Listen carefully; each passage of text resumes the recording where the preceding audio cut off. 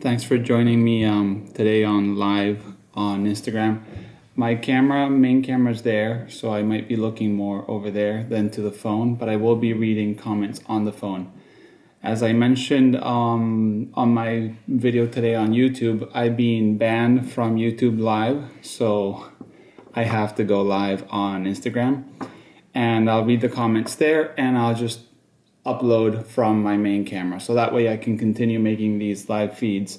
My video cameras do stop at 30 minutes, so I will have to stop and click again record, but that shouldn't be a problem.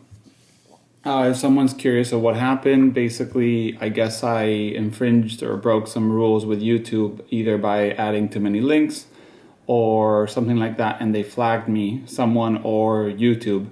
And instead of appealing, I just erased the video by accident. This morning, I wake up very early and I was half asleep. So that's what I did. And now I have no live stream for 90 days. So yeah, that's basically it. Last week news, I forgot something, or the live video, I forgot something. And it was a user that asked me about Zoom cameras in medium format. He said he was on a trip on Mallorca. I think it's Humble Photo. I always forget. His name is Svein. And he was in Mallorca. He was with a Fuji 645 shooting his trip over there. And basically he was missing a zoom. And he asked me, is there something that you can zoom in medium format? And actually that 645 from Fuji comes in a version that's zoom. It's the 645 Zi, and it's like a 45 to 90 lens, something like that, or 55 to 90 or 100. But it's actually very useful. The blind astronaut, I'm recording the comments, so I will post them inside this main video, so you guys can see that way. I don't have to read them that much. But the blind astronaut says YouTube is the worst. It's just the rules. I mean, I'm not angry at YouTube. I'm just angry. I wish I would have known I could appeal. And Gala Wasp says algo en español. Lo siento, hago todo en inglés en general. Así que lo siento. But yeah, basically, zoom lenses in medium format were not the most popular thing. You basically have Hasselblad has a zoom lens, Mamiya had a zoom lens, and a few others, but it's not the most normal thing. As you know, most things were primes. The Hasselblad were primes, the Mamiya were primes, and all these brands had primes. So zoom lenses or cameras were not much of a thing in medium format. So that to answer him. He thought maybe his question had not been important, but I want to let you know, guys, you guys can ask whatever you want, and I'll answer. I don't mind. It's not a big deal. And if I don't know the answer, I'll let you know where you can find the answers. The blind astronaut says, have you used the Pentax 6x7 zoom? I have not. I know people that have used it. I think it's a 55, 100 or 110. And it's actually pretty good, but I haven't used zoom lenses. I'm not much of a zoom guy. I can't, make my mind of where I want my picture. I'd rather have a fixed lens and just move myself back and forth if I need to. But yeah, so that's with the zoom lenses. Then I got a question today from someone in Spain, and asking me about if he pushed ISO 400 film to 3200 ISO, if that would be okay with X-rays. It would still be a 400 film, a true 400 film when you X-ray it through the airport because he's traveling, or it would turn into a 3200. When you underexpose 3 stops like you're doing on a ISO 3200 with an ISO 400, like an HP5 or a Tri-X, you're going to bring out more problems in the film. Like if there's any fog or there's any problem with X-rays, that's going to come out when you develop, because you extend developing times, so anything there is going to come out. So yes, if you're pushing your film to 3200 ISO, basically all you have to do is be careful with the airport. Some people take a dummy roll of ISO 3200 Delta and say like, hey, all my film's 3200, please hand check it, and they hand check it for you if you're nice and they're nice. So yes, that's what I recommend you guys do, and be careful. I've never had an issue. I made a video on traveling with film, and I made it in Spanish and in English. So if you guys are curious about what to do when you travel, you can check on my YouTube channel. There's information there on how to travel or how I travel. I travel abroad every year, so I'm used to traveling with a lot of film. I've traveled, for example, with FP 100C and the 3000, and it's being scanned and it's being fine. So if this is fine and the 3000 one is fine, it should be okay. Hola Sergio, gracias por el apoyo. And yeah, that's basically what I recommend. If you're going to travel, just be careful. As always, if you guys are new to the Instagram live, this is a video I usually do on YouTube, but I can't do it now. And if you have any questions, film related or anything like that, I see Mark joined us. Mark actually had a question today that I'll also answer right now. I know in Germany they don't hand check at all. In Germany they're really strict with security. And Mark, which I see he joined, he asked me, he had developed some film and there were still some marks on his film, like, you know, from having a bad water, that whitish, I don't know how you say it in English, but that powder. And what he was doing is he was using PhotoFlow, but then washing again. And once you use PhotoFlow, all you have to do is rinse. I use my 2 fingers and I just go down the film and I like, I say squeegee it with my fingers, which won't scratch the film mostly. I do wet my 2 fingers in the PhotoFlow so they're kind of like smooth. And that will prevent that last wash giving you like drop marks on your film. So yes, don't rewash. The PhotoFlow is meant to be the last step on your film and then drying it. Also, you can grab your reel and tap it against paper towel or something so most of the water comes down. And then you just squeegee it with your fingers. So yeah, basically those are being the questions I've been asked in a few days. If you guys have anything else, I have talked on the live video, no, on the video I posted today. I had a website that I made, which is nicosphotographyshow.com, which I will be posting articles if you guys have any questions. And you guys can just check that for information or updates on my YouTube and other articles. I'm planning on doing interviews too, so that you guys can check it out there. Cristobal Battle says, Germany, they actually do hand check, but they take you to a special room. My experience and some friends. Well, that's good to know. When I traveled to Photokina, they actually made me go through security, but I wasn't traveling with a lot of film. I think I had a few rolls that I took just for fun. I actually put one in my checked bag on purpose to see if that would be something going on wrong. I haven't had time to shoot. Hammocks, which is Jaime, nice to see you. You're in Germany. What if you put your film rolls in your pockets at the airport? That's a good question. I guess if you're using 120 film, there's nothing metallic and nothing would happen. If they do that whole body scanner, which you put your hands up and they scan your whole body and they can see anything you have on your body, good or bad. Maybe they would see the film, but basically if you have 135, which comes in the metallic canisters, that would see on the scanner and you would probably be stopped. And I wouldn't want to be with something that looks round and compact in my pockets when I go through a scanner. So yeah, I wouldn't put it in my pockets if it's 135. And if you put 120, just act surprised, like you didn't know had to take it out. The foil paper might cause the scanner to beep. I always open my rolls. I travel with my rolls all open. So yes, that foil paper on your 120 would beep. I'm always thinking about traveling back with film that's been exposed. Hogarth, which is commenting right now on Instagram, had just came back from an amazing trip on train. Correct me if I'm wrong, but from, I think, Russia or the extreme Russia all the way back to, China to Russia, something like that. He knows. And he traveled with a bunch of films. So he's he has good experience with that. Hogarth, if you can leave your website there, it's hogarthferguson.com, and he's got articles and stuff about traveling with film, going to Cuba, which are really nice.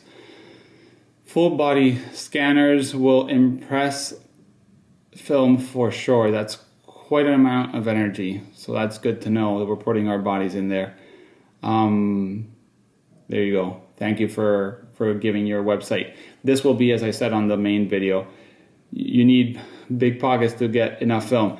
I travel with a lot of film when I travel, and I travel with paper, so I don't pack it inside. I've given up with the security in Spain, and I do ask for hand checks in the States if I have the time. They usually are nice enough to take you. And also remember, you gotta go with your film. Don't grab your film, give it to someone, and let them go away. Tell them that you want to go with it because you want to check what they're doing so you can help them open if they need to open. I take my film closed and I will open it if they need to, and that gives them extra reassurance that you're got nothing to hide. Because people are like, open your film so they can see it, they can, squab it or touch it with that special paper and check it out. And I leave it closed. It gives them like a little bit of like peace to think that you have nothing to hide. So yeah, I usually just ask them, whatever you want, I'll touch, I'll open, and they are super nice and they help me. But yeah, apart from that, tomorrow we have Intrepid, which I don't know if you guys heard, but Intrepid camera's coming out with an 8x10. I made an interview, and they're coming with something that's even more interesting than the 8x10 camera, which are 8x10 film holders that are 45 pounds new. So that's interesting. Those film holders are something that are worth it. I mean, the price point is amazing. Que contento soy says, I said that because Jaime's about putting it on his pockets. Yeah, but Jaime is a skateboarder. He probably has huge pockets or backpacks. Tao says, they still open up my Impossible board in Hong Kong, China. They opened up the whole cartridge, or they opened up but just the foil layer. Yeah, basically they just want to see what's inside. They don't trust it. When they've asked me to open something that much, I usually just say, just scan it. Like, I don't argue. I'm like, just put it through the scanner. They've opened paper before and screwed it up big time. So I'm not concerned about, like, I'd rather risk it on the x-ray than have them open the whole paper. That happened with color paper and my wife a few years ago. Like recently went to USA to Beijing, Beijing to St. Petersburg with scanners at airports, scanners for the metro, scanners for the trains, entry scanners, always carry on, but no problems. He, as I told you, Hogarth had an amazing trip and traveled with all that film and had no problem. Did I find out what they flagged my YouTube video? No, I did not find out why they flagged my news, but I did have support from every company that I contacted that was mentioned in the news, and they all said they have no problem with me using the logo. But of course, if I'm using pictures from their websites, that has to be credited and copyright to the photographer, and I very much respect that. So I redid my news and I uploaded them without any of that stuff. Mark Engas asked me, next film and beer around Murcia or Cartagena, Spain. You're not the first one to ask to do one in Murcia, so I have to get there at some point. I have cargo pants and I can fit 20 rolls. I see, I told you, he probably could travel with a lot of film. Just ask for hand check and be nice, go with time, and see if they help you. And if not, just put it through the scanner, you'll be fine. But yeah, Intrepid comes out with an 8x10, which is going to be nice, and the 8x10 film holder. If you guys haven't seen it, it's going to be up tomorrow live on Kickstarter, and it's on an interview I did with the owner. Suddenly I forgot his name. Maxime Gru, very nice guy. And you guys can see what kind of like work they're doing with Intrepid and questions I had for him. And I have a video that I started, I did, and I'm editing the article about expired film and what's worth shooting and what's worth not shooting. This is something that I think is very personal, because expired film comes, I think, kind of as an artistic point. Like, some people like that look, some people like the grain, some people like the problems, mostly the lomography group, love that kind of stuff. I'm not a big fan of having trouble with my film. I rather know what to expect. So if you are interested in expired film, I'll be posting that sometime next week. giving my experience on shooting. I once bought 1,200 rolls of expired film, 220 format, and that was interesting to shoot. And I'll talk about what prices are, what kind of tips for that film, stuff like that. Just want to give you, information about what I'm working on for a future different video, because I've been very centered on the news and the live stream, and I sometimes don't have time to fit a normal video. So yeah, that's what will be coming to the channel. Apart from that, what else have I been asked? We had a film and beer in Bilbao last week. We had someone bring some film that he had stand developed, which stand development is when you put your tank on a table and just let it kind of develop on its own. You do like a very small amount of chemistry and you leave it there for like an hour and you move it every now. Sí hablo español, Santos. Si quieres preguntar algo, pregúntalo y yo te contesto. And he had brought it, and we were looking to the negatives to see if they had a lot of grain or not. And just in case you've never heard of it, if you grab a 50 millimeters and you flip it around, it turns into a loop, and you can focus on a negative and see it has dust or it has like too much grain or anything like that. F. Montag, I'm not a great fan of having problems with my film. Exactly, he agrees. About the expired film, if you put up the price of developing and the time it takes to develop and the effort that you lose your images if something goes wrong and the price of scanning or the time of scanning, because you can say I develop my own film and I scan my own film, but it takes a lot of time. That something goes wrong is not the best thing to happen, and that's my main argument against using expired film. Plus, I also think we should support the business still running and buy new film and develop new film. That's what I think. Antonio says I should start shooting digital. Funny thing is, after I started this channel, I bought 2 digital cameras, so they're probably my most expensive purchases. But I shoot film as photography. I don't enjoy... why do you guys enjoy shooting film? That's a question that everyone has a different answer. People compare it to digital. I just think it has its own thing. Film and beer in Cadiz. Cadiz and Murcia and all that, it's south of Spain. There's a big community of friends down there, so hopefully I'll be able to go soon. But yeah, what is it the reason you shoot film, you chose film, and I don't think we have to defend each other about using film, but some people think it's important to defend it or to fight it. I'm not a big fan of fighting things. I think each one does what they want. But yeah, there's a lot of fight about the digital versus film and stuff like that. They're just asking about film and beer down there.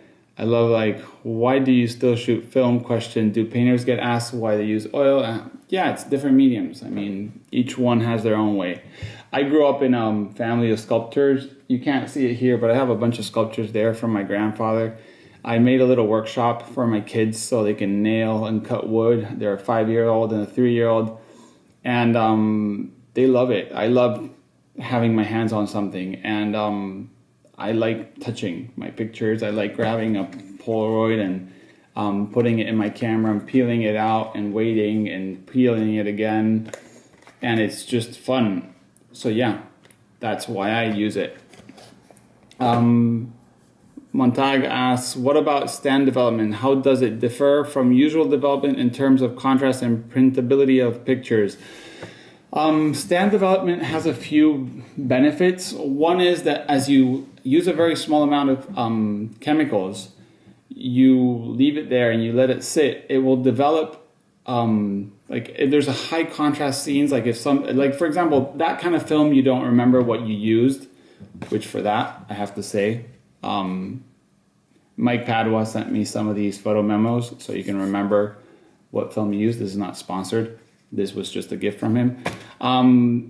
If you don't remember what film you used and you're using ISO 100 and you shoot half the roll at ISO 100, then you shoot the other half at 400 because you forgot what you do.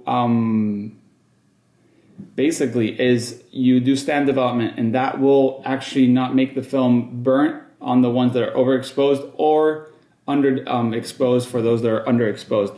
So what it does, it kind of brings those big difference in ISO because you screwed it or you made a mistake or the scene was really contrasty, and it makes it all very kind of in the same place. I'm probably explaining this terribly, but what it does is that it kind of like mellows down. As you leave it standing, it develops the highlights first, and then it just kind of like stops, and then the dark areas and the shadows keep on developing, and then it just kind of comes to that same point. So the contrast is very much controlled, and the printability supposedly is great. I've never done stand development myself because I usually meter my film and I always shoot same ISO. I shoot 1600 on 35 and I shoot 400 on 120. So I never have a mistake. Well, never. I usually try not to have mistakes, and my film usually comes out properly developed.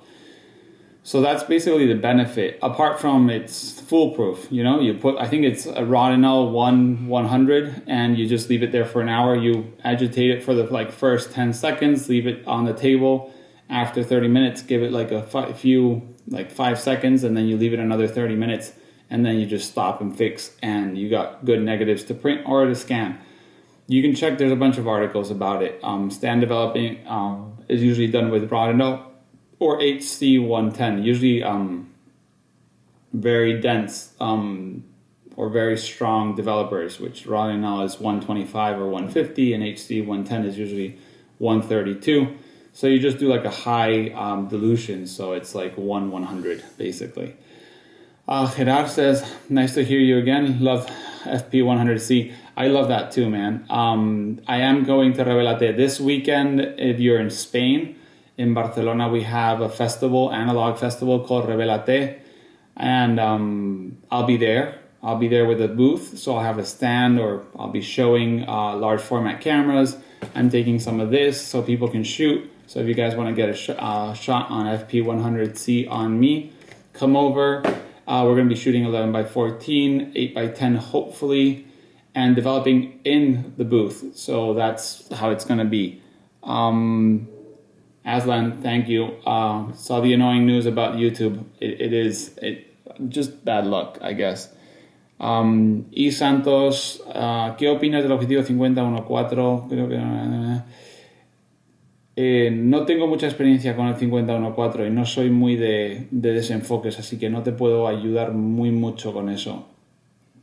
Aslan, sending love and support from London. Aslan is a great guy. He shoots film pretty much, not all the time, but mostly. He's got a channel which is really interesting. He's got he does vlogs when he travels sometimes, and they're really entertaining. He's got like a way to narrate what he does in a way that it just sounds really good and way more interesting sometimes than what he's doing.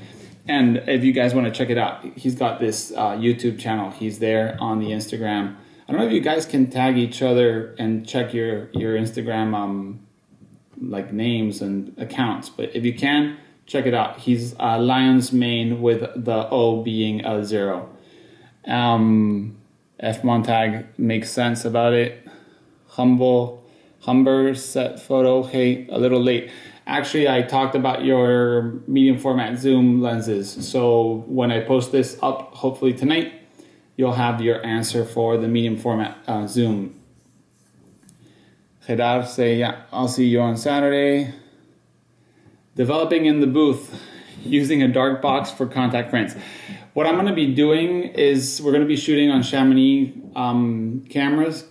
We're going to be loading in Jobo tanks. I got a Jobo CPE3 and a Jobo CPP3, which are the last generation of the Jobos with the lift and the expert tanks. And I'm going to be developing there in the booth. So I got water, I got electricity. I'm going to use one of those changing bags that are a tent, and people will be shooting with my partner, testing out the cameras, and each time they shoot, they'll come in, and when we have enough film, we'll put it in the tank, develop it, and they can take their negative home. That's the whole idea, is people get their hands on film cameras. If you guys have never been at a photography show, there's nothing worse than seeing all these cameras that you kind of can touch, but you can't really do much else. So my idea was turning that around and doing a photography show or photography, like a stand where you can take the camera, go shoot. You can take a portrait of yourself or your wife or your girlfriend or a friend or a stranger, and then I'll develop it for you. So that way you can take that home and see how that goes. So yeah, that's the whole plan for this weekend. So I'll be in a booth shooting and developing film live. I can't go YouTube live, so maybe I'll go Instagram live so you guys can see how it goes. But yeah, I'm excited to go. Nico, one question. What cost estimate developing color 4x5 per piece? Do you develop yourself at home? I used to develop like all my color at home on a Jobo. I kind of stopped because I stopped shooting color because of price. But what's the price per, basically if a 4x5, let me do this with a little bit of film. So, sorry, this is from a friend that I lent him my Mamiya RZ, and this is how he paid me, so lucky me. So 4x5 is exactly one sheet of 135 or 120. So if you count that, it's 4 sheets per roll would be the equivalent. So if you're developing 18 rolls in a 1 liter of C41 chemistry, that would be your price. So 18 times 4 is how many sheets you can do. So approximately 80 sheets on 1 liter of a C41. I think Tetanal 1 liter is probably like around 20 to 30 euros. So that's the price. Lion's Mane, where's a good place to get FP100C? I can't find anywhere that has a good amount in the date stock. The date, Aslan, is 2018. I don't know if you guys can see that. This Instagram live, maybe 2018. That's the date. I'll do that for this camera, which is not focused, so maybe you won't see it. But 09 to 18, and that's the last date I've been seeing on every single batch I've got. So yeah, basically that's where to buy it. If you're in the UK, I asked the Parallax. I don't know if the guys have a good price on it. And if not, you can go for Macro Direct or you can go for the Photo Impacts. And their price is around 22 euros per pack. But I mean, you get a print out of your shot. I find that interesting. I never bought it when it was 8 euros a pack. And now that it's 20, I'm buying a bunch of it because I know there's no more. So yeah, that's where I would say to find it. And also eBay. I found a lot of packs on eBay, but they're like big stock, like 100 packs for 900 euros or 100 packs for whatever. Usually the boxes are 60 packs. So I think it was 60 packs, 900 euros was the price. Charmander says, Nico, I lost my camera in a plane. Have you seen it? No, I have not seen your camera in a plane. And I have never left anything on a plane, and I would not want to. Actually, my sister left her phone when I went to London, and she got it back, which is pretty amazing. Humber set photo. I'm going to do sort of that in my town, giving out 35 and medium format cameras, and then develop all together and see them on a big projector. That's actually super fun. I mean, I think giving people the chance to shoot film, even though they might be skeptical about it, but like just lend them a camera, give them a roll of film and tell them you just enjoy it, I'll help you if you need help, and then you develop it and show them is a great way to engage others and kind of like, I mean, help spread the use of film. I started doing workshops. And I set like 5 kits of medium format. So I have a Hasselblad 501C, a Hasselblad ELM, which is the electronic one, 500CM, a Mamiya RZ, a Pentax 6x7, and a few others just in case. And the idea is to do real inexpensive workshops so people can shoot and learn. That's my whole idea, is people get hooked and enjoy it. So yeah, I think it's really fun if you can give like your town, if it's a small town and you know everyone, give a camera to every single person or every family. Imagine that, giving like a 35 to every family, being like, shoot a few rolls and let's see what you guys do. It's kind of like at the weddings when they do that with the little point and shoots.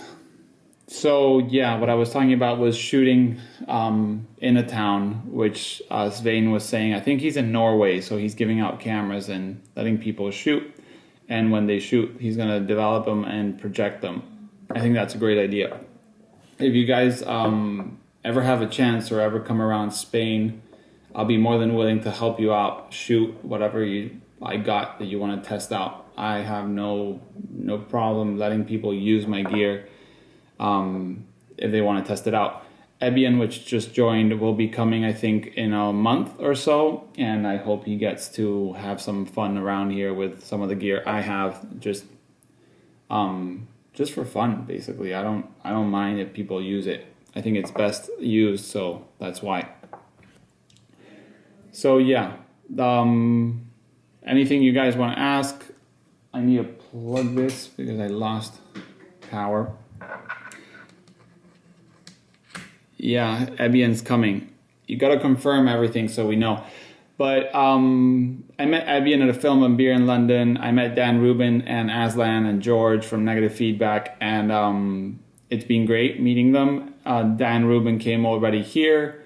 Ebian's coming now. But yeah, I mean, I'm open towards what I have. I actually, I'm getting a studio, like a photography studio. I don't know if you guys will like to see what it is to enter a space and make it into a photography studio. It's actually a photography studio. Juan Carlos, hi, hola. It's actually already kind of a photography studio from a photographer, so it's not basically the same as setting it up from scratch, but you guys might want to see what it is like to have the whole setup. I have to build the whole darkroom. So my darkroom, that's currently what I'm using, is going to be unassembled and broken into pieces taken to this place. I'm setting up a darkroom with a few friends in that studio.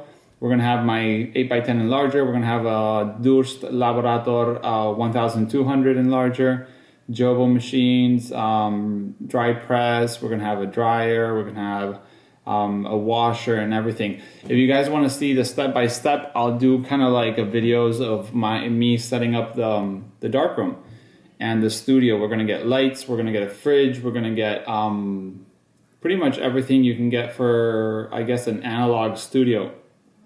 We are going to have a scanners there, V700, two V700s, one Nikon Cool Scan. Hopefully I'll try to get a pack-on, one of those 135 toilets from Kodak that will scan your roll like in 5 minutes.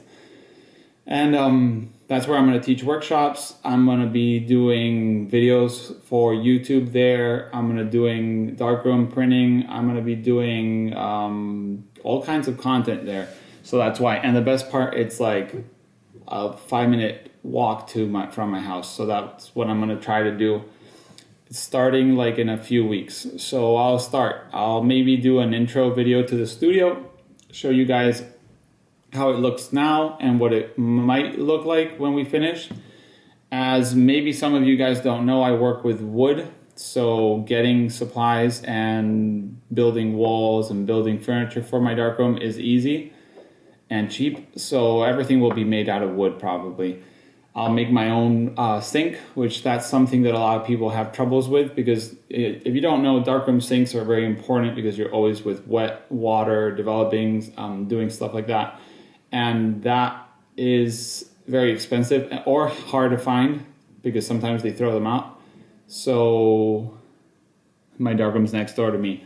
Yeah, I used to have my darkroom in my house. And basically, yeah, I'm going to have that sink made out of myself. I'm going to put a special drain, special paint. I'll show you guys how I do it. And that way you can maybe get, started with your own kind of darkroom or get a studio. I'm getting it with, I'm telling you, a few friends so we can afford it, give workshops so we can pay rent, and I'll show you guys how it goes. I'll maybe divide it into, intro, starting, building walls, putting machinery, what machinery I will use or whatnot, and lightings.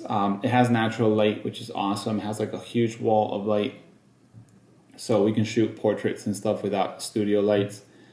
And yeah, I'll make those videos soon. So if you guys have any doubts or want to ask anything or want to see anything from that studio, please ask me, and I'll do my best. There's a Kodak book called like My Darkroom or something like that looks like from the 60s, which is like the cover's like yellow from Kodak. And I got go to Bonete and pick up the sink. Hi, Gabby. I should actually go check out. Gabby's a good friend that has like a father that's a collector, I would say.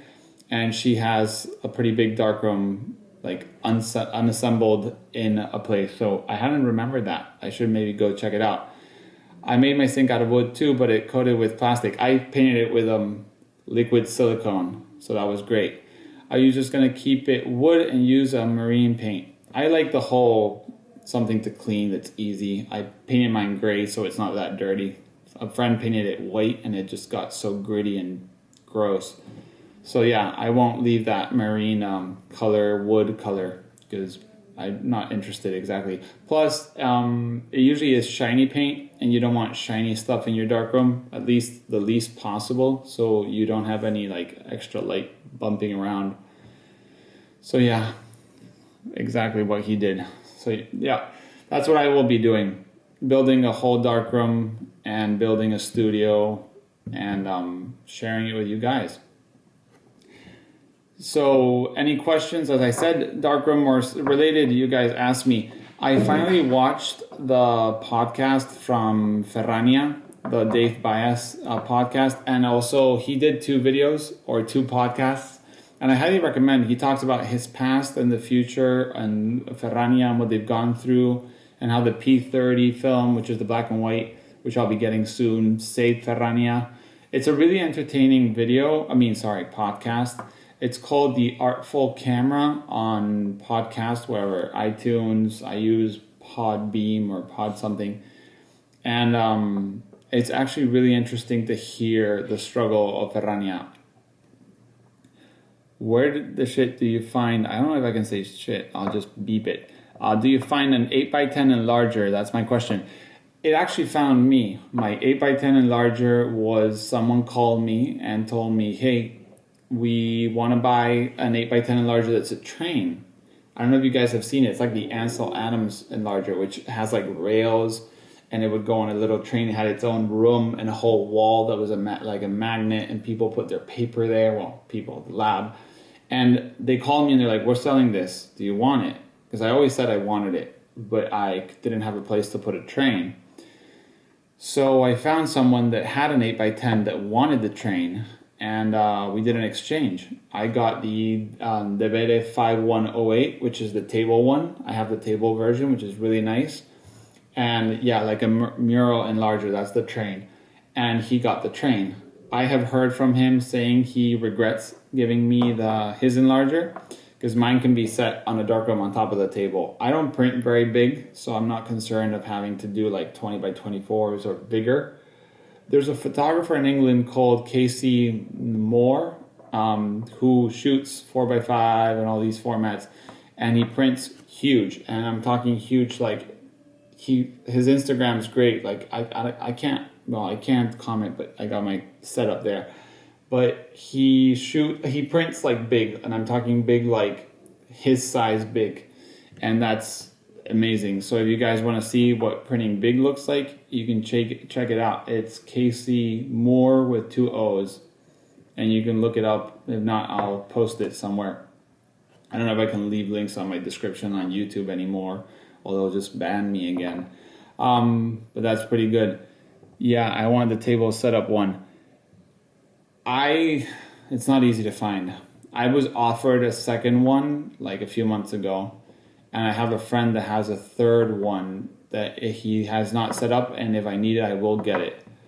So they're not easy to find, but you got to make a lot of contacts and end up finding the right one. If you're in the States, which you're in San Francisco, look the Elwood ones. I think they're Elwood. Those are the humongous ones, or the Salzman. I always forget the name. There's a few that are huge. Ha83, what do you think of the Fuji GS 645? I had the GA 645, and it was an amazing piece of gear. Negatives are sharp, lens is great. All the Fuji lenses are usually amazing. The GS, I don't know if it's the one with bellows. There's a Fuji 645 that has bellows. Those bellows are always broken and full of pinholes. So I recommend if you're going to get the one with bellows, try to see if they change them and if not, pay very little for them. And if it's the GS is the one that has like the little like rim in front, like that's a pretty nice one.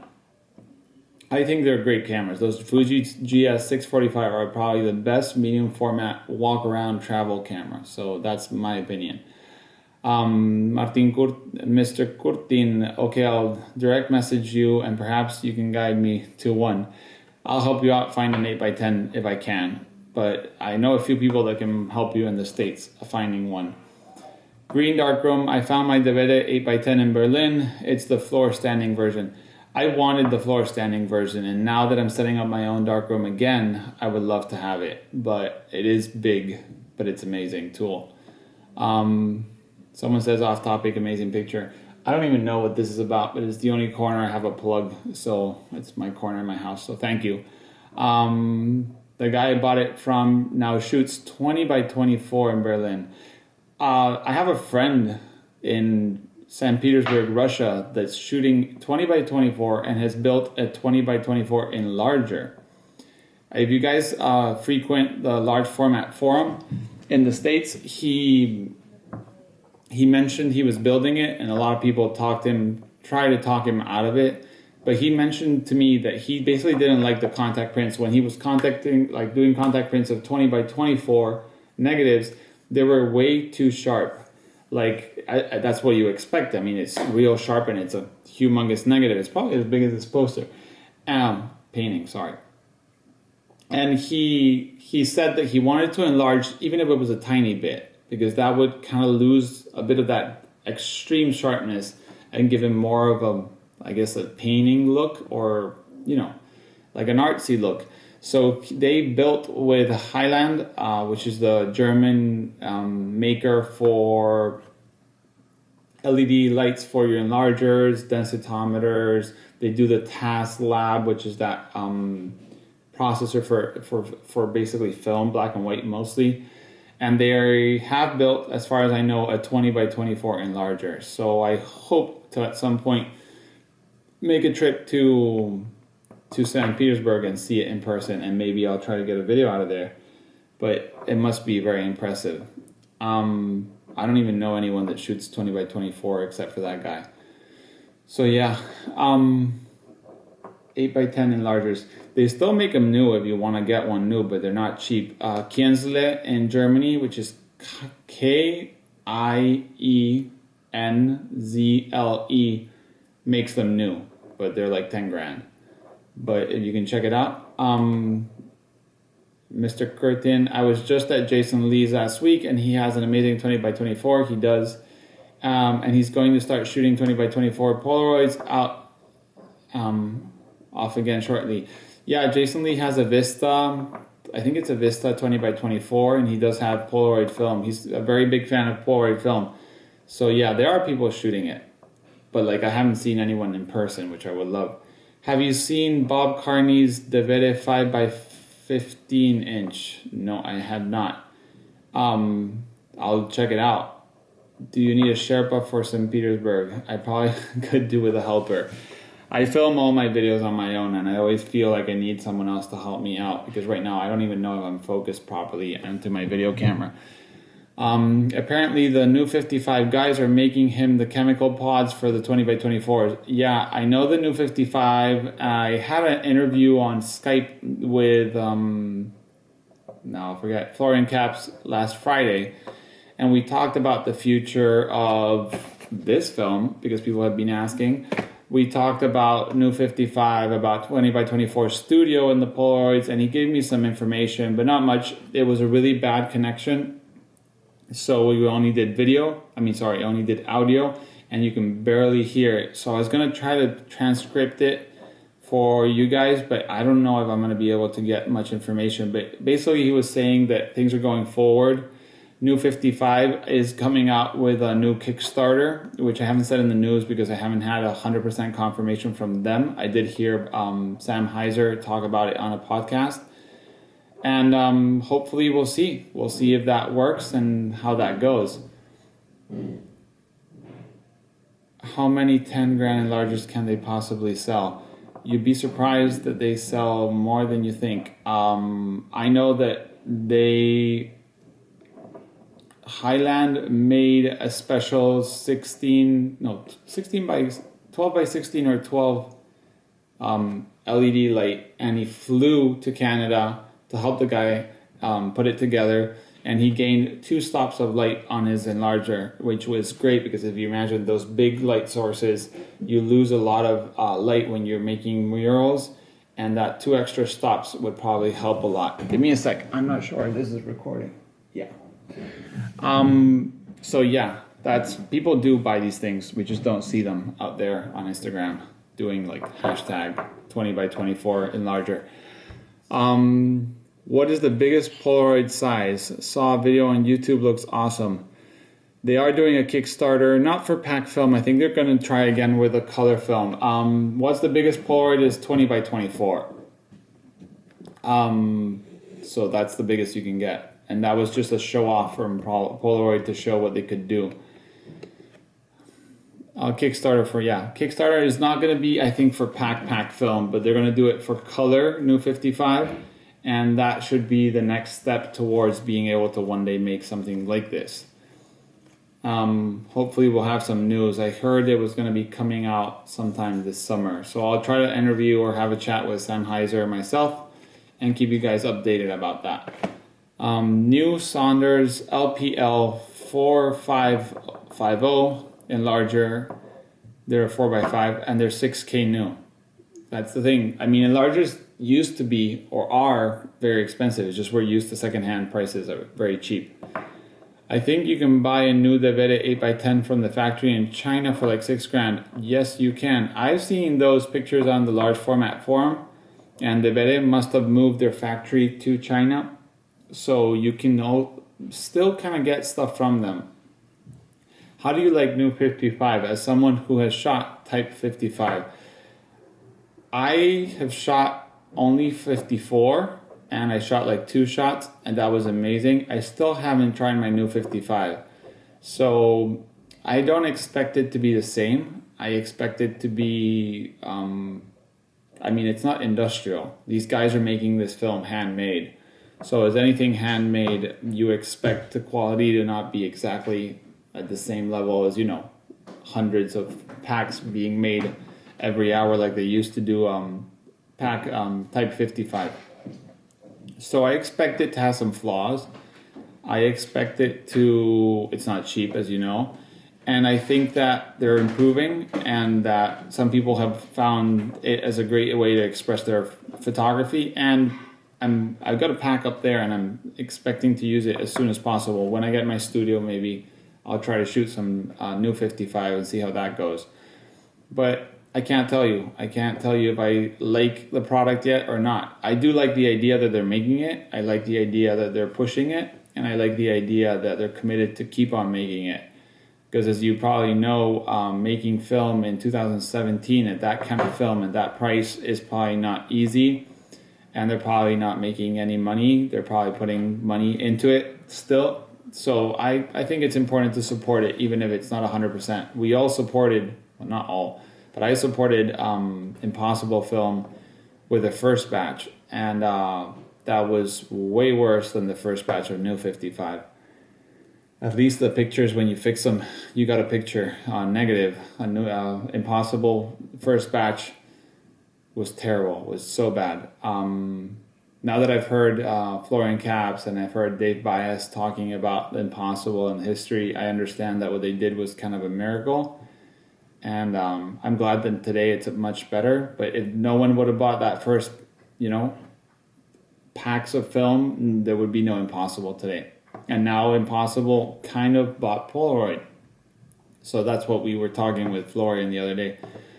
Hi to Tule from Paris, if I'm not wrong. So yeah, I'm gonna cut it over here. So as you guys know, I'll say it again just in case. YouTube won't let me do live. So I'm doing it on Instagram on my phone. I'm filming the comments with a little point and shoot, and I'm filming with my big camera for YouTube. So I'll put these two together and I will be putting it out on YouTube so you guys can watch. Sorry that today I rambled a bit more than usual, but it's just kind of hard having a camera here, camera there, and a phone. And Hogarth asked, what do you think will happen next with the purchase of Polaroid? I think nothing is going to happen for now. I think they're going to kind of like blend the companies and talk. I don't think there's going to be any major improvement on Impossible. I don't think there's going to be Polaroid film with a name that's done by Impossible yet. But I think it's a good thing that they're together and they're going to be a one thing. So we'll see what happens. I really can't say what's going to happen with Polaroid. I wish I had more information. I did ask Florian and he didn't say much either.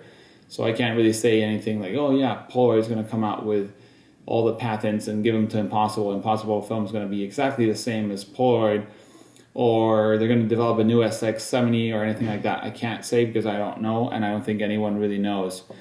So yeah, that's it. Thanks for joining me on Instagram. Sorry for the cut. Something went wrong with the phone. And we'll see each other next week. I'll be doing the news, as I said, a little differently. And keep an eye on my website if you want to see anything else or you want to contact me. You're going to go through Instagram, through YouTube, or through my website. Thanks again. See you next week. Bye.